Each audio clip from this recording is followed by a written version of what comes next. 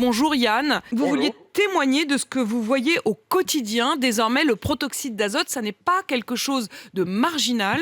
Vous le constatez dans votre pratique de policier au quotidien. Oui, effectivement, le protoxyde d'azote est devenu quelque chose d'extrêmement banal chez les jeunes, quelque chose auquel on est confronté tous les jours. Mais quand je vous dis tous les jours, moi je suis en brigade de nuit, j'y suis confronté toutes les nuits. Déjà on le repère parce qu'ils ne se cachent même plus, sachant que ce n'est pas une infraction qu'on peut réprimander actuellement. Ils conduisent ils consomment le protoxyde d'azote dans des ballons.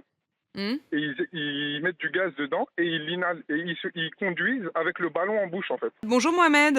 Bonjour. Et alors précisément, vous êtes confronté au quotidien aux traces du protoxyde d'azote. Toutes les bouteilles dont les jeunes profitent, entre guillemets, pour leur soirée, etc., finissent souvent dans les poubelles.